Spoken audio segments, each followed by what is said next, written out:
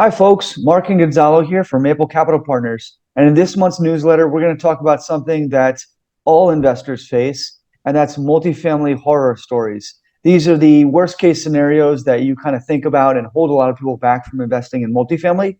But as you scale your business, they inevitably happen.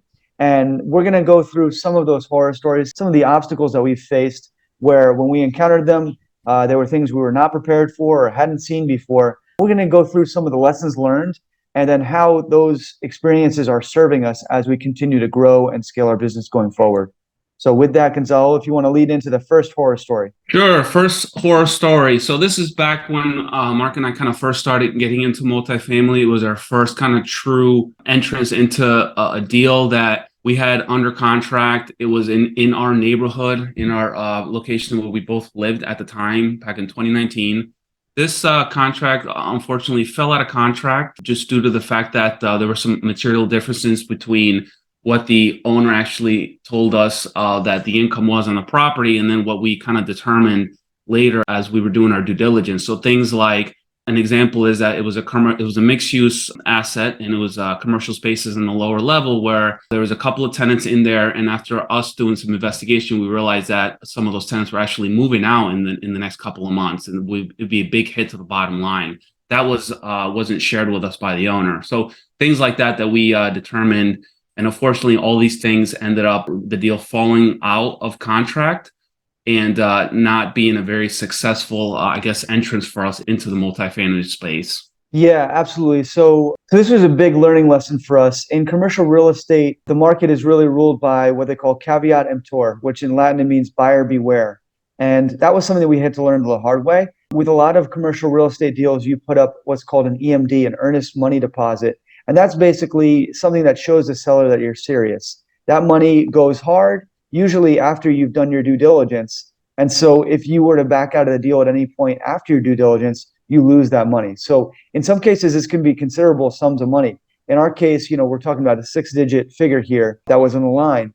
And ultimately, we had to make a decision whether or not we wanted to, walk away from the deal and lose that, or we wanted to get into a potentially a worse deal than what we thought it was. And so we had to make that hard decision. And unfortunately, in this case, it meant, walking away from some money, not the entire earnest money deposit, but we had to walk away from quite a bit of money. That was a hard pill to swallow. But we learned the importance of working with professionals on the due diligence. And that includes a broker. In this case, we used a residential broker, didn't specialize in the type of asset that we were looking at. And that we think that didn't serve us and put us forward in the best light, especially on our first deal.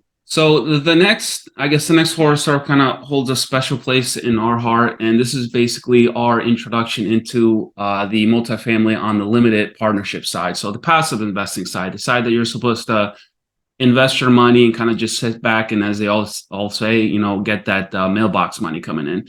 Well, that was one of our first LPs. We at the time didn't really get into the whole podcast world and really jumping ourselves into the whole knowledge base. We attended a few multifamily events. We met a person that was a capital raiser at one of these meetups, and we were very excited to be introduced to this type of LP investing. We didn't know much about it.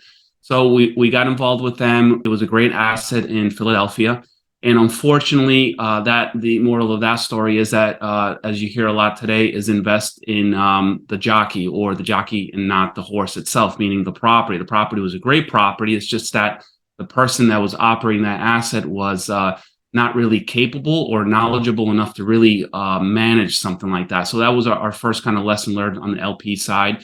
And we learned it really the hard way, which is investing with a group of folks who just were not very ethical. They didn't know what they were doing. So that way, that kind of turned more into a GP role, which Marsh, I'm sure we'll touch a little bit about how it turned from an LP investment to a GP investment. Yeah, so this is one of the hardest lessons we had to learn, was really to vet out the partners. Whether you're a limited partner or a general partner, you always want to vet out and take your time getting to know and understand who these people are that you're getting involved with these deals.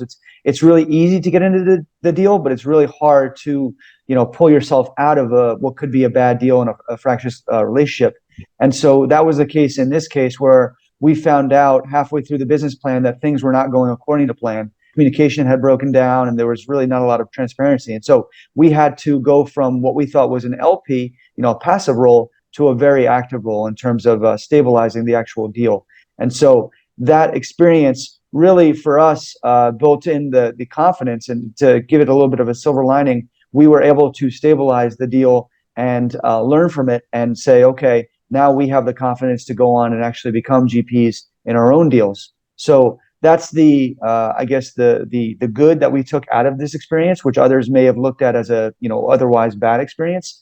I would say going forward, one of the lessons for LPs is really take your time getting to know and vet the sponsors of your deals that you invest with. Ask them for financials on prior deals.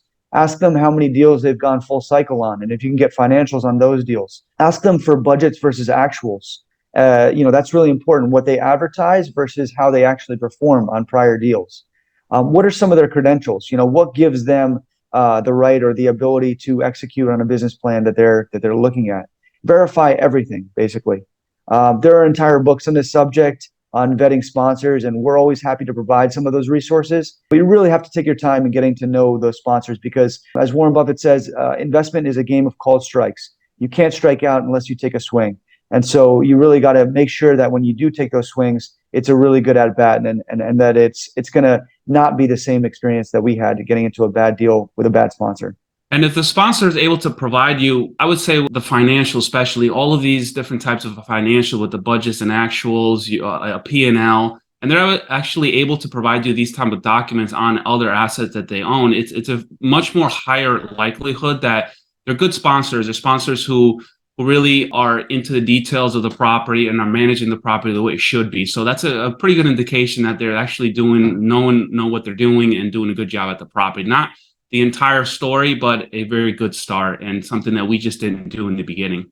Absolutely. Men lie, women lie, numbers don't. So, it comes down to the numbers. And if they have clean books, that's, it doesn't mean that, your job of due diligence is over, but that's a good start. It's a good indication. The next experience that we had in terms of what you would call horror stories is we had a break-in of a complex that was out of state.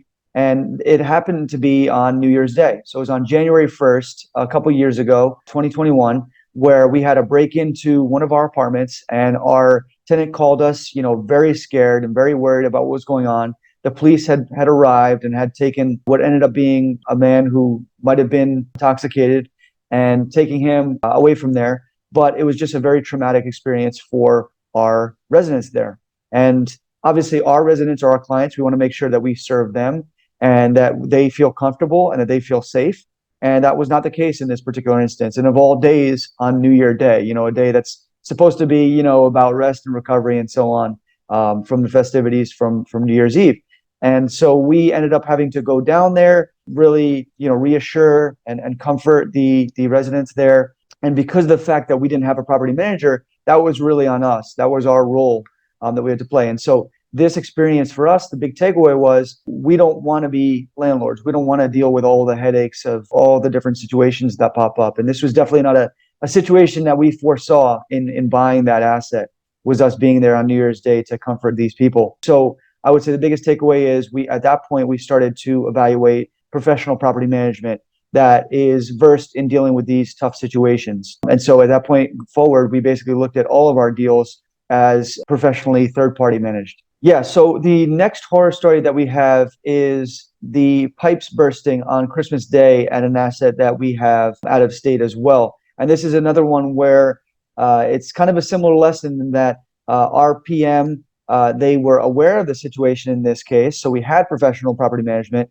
but they weren't able to get a hold of vendors. So whereas we learned from the prior situation that it's good to have a professional property manager, they can deal with all these headaches, especially during the holidays. In this case, they were dealing with it. However, they didn't have the resources available to them to be able to get a vendor out there to fix the bursting pipes, especially on Christmas Day when people were with their families. We had a bunch of tenants calling in. I think there were over 1,000 calls on that particular day that they received from tenants related to these weather related pipe bursts. And so our lesson from this was that we need to provide our property manager with the resources that they can have or that they can utilize to be able to mediate or resolve any of these issues that they confront. So in this case, it was having more vendors, having a deep bench of vendors on our contact list, on our Rolodex, to be able to call upon. They shouldn't have just one plumber. They should have maybe four or five that they can trust and, are going to show up on time and be there, even regardless of the holidays. Great point on that. One thing to mention on that topic is that depending on where your property is located, you might not have to deal with these issues. For us, freezing temperatures is something that we just knew that we were going to run against sooner or later.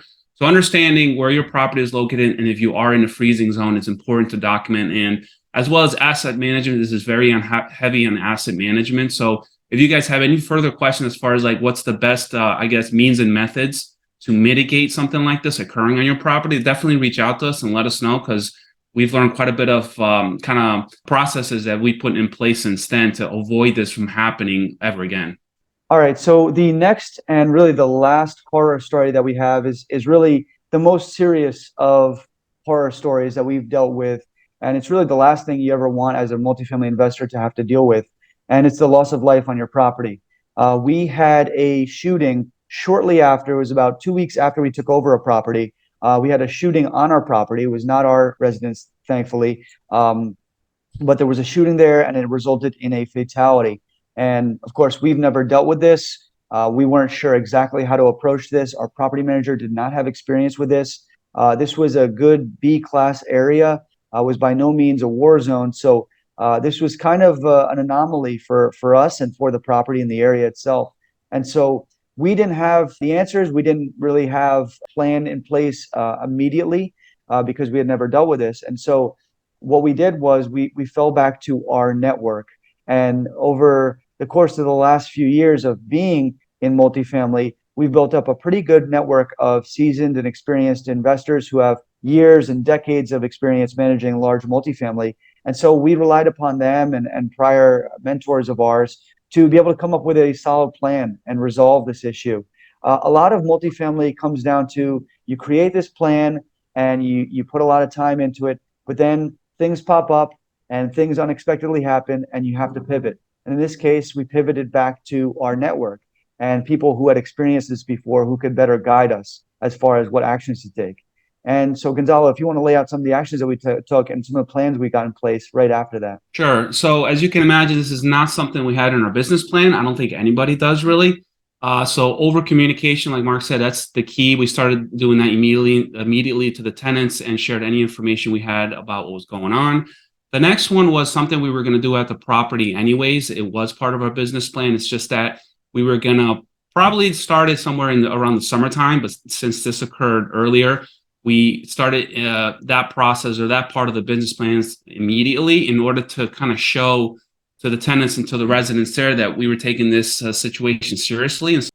Yeah, absolutely. So, you've seen from all of these different horror stories that there's a common theme. We took some initial pain, we learned from that pain, and then we continued moving forward. And that pain was really felt in a number of different ways, but it was a lesson for us. And that lesson became our tuition to go on to the next step and really level up our game. There's a saying that's very apt for what we went through is pain is a sign that there's a lesson to be learned. And I think if you don't learn that lesson and find out a better way to approach it next time, then you're going to be doomed to repeat the same mistakes over and over again. I think the main thing is at any given point throughout these different lessons that we've learned, these horror stories, we could have given up. And the fact that we chose to instead learn from those and look at the positive is why we're here today and why we've achieved the amount of success that we have. In fact, there's another saying there's no such thing as failure, only feedback. And when you look at all these situations, we look at them as feedback. It's how do we learn from this experience and how do we benefit from it in the future. If we had quit, in fact, after any of these experiences, that would have been failure. That's the only thing that we term as failure. Everything else is a seminar. Those experiences became seminars that allowed us to close much bigger deals because we gained confidence from each of those that, okay, we have a plan in place and it may not go according to plan, but at least we'll be resourceful enough to be able to learn from those and keep moving forward. As multifamily investors, at the end of the day, we're in the business of solving problems. That's plain and simple. That's it. And the biggest problems are usually the ones that we don't see lurking around the corner. So in order to be a successful operator, a successful investor in a sense, you have to be comfortable with your ability to think on the fly, think critically, and course correct along the way. The skill that we really affectionately call FSO, and that's your ability to figure shit out, excuse my French, and keep things moving forward. So for those of you hearing some of these issues and wincing in pain, trust us. This was not none of these lessons were easy for us to learn, but they end up serving you in the long term. So with that, we'll close out as we always do. We hope that this has been really a useful video for you. And we're here if you want to dive into any of these lessons or any other lessons we've learned along the way. We hope that they serve you as you move forward in your journey. And we'll sign off as we always do at Maple Capital Partners. Be kind, be charitable, and invest wisely, folks.